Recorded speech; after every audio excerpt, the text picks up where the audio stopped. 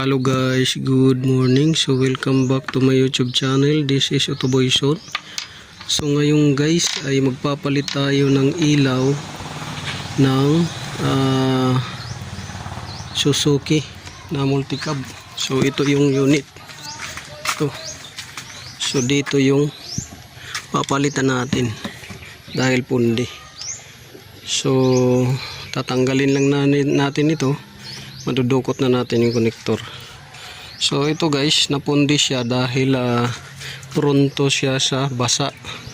Pag galing dito, yan, tulo dito yung tubig, gagapang dito. Minsan pagdating dito, yan, pupunta doon. So babasa siya. Yan yung cause ng napupundi yung dito tsaka dito.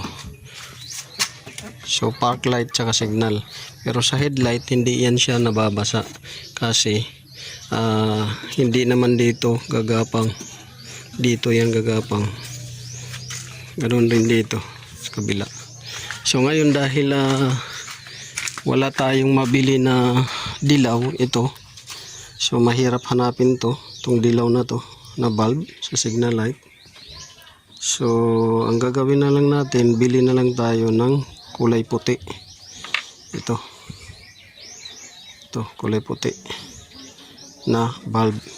So ang gagawin natin dyan ay pipinturahan natin ng spray gamit. So yan ito yung pundi na bulb. Yan. So gagawa tayo ng sarili nating bulb na dilaw. So yun, gamit itong spray natin na dilaw. Yun yung so isasabit lang natin yan, tapos pinturahan natin. So wag niyong kalimutan lagyan ng masking tape itong na to, contact, bago niyo pinturahan. So yun. So ayan na guys, nagawa na natin yung signal light bulb. So yan kulay yellow to na may pagka orange. Ito yung luma, pundido na dahil pinasukan ng tubig to. So yan. So ang ginawa natin, nilagyan natin ng masking tape para hindi mapinturahan yung niya, ground niya tsaka contact. Sinabit lang natin sa Phillips screw at binugahan ng spray paint.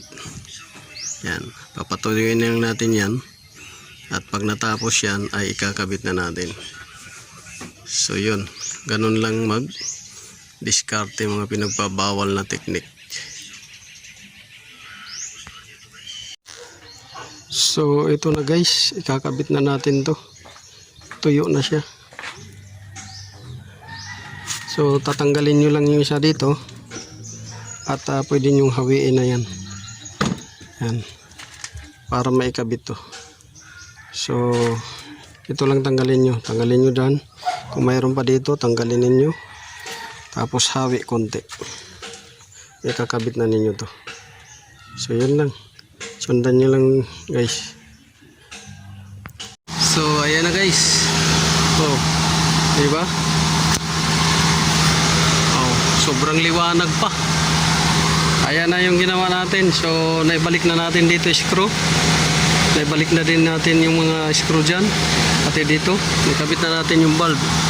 So yan diba? Mas maliwanag pa dun siya guys sa kabila, sa original. Ito, modification lang natin yan. Kulay puti na bulb, ginawa natin yellow. Diba? Mas maliwanag pa to. Ayan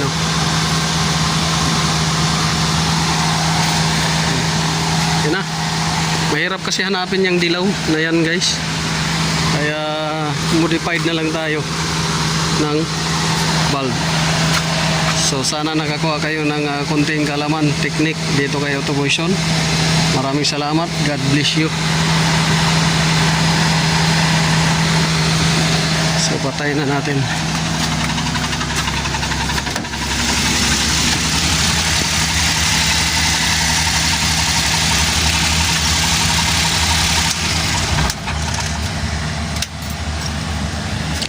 So double check lang natin yung ginawa nating ano,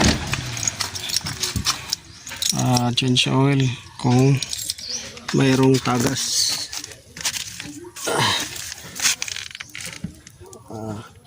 So far wala. Goods na goods yung filter.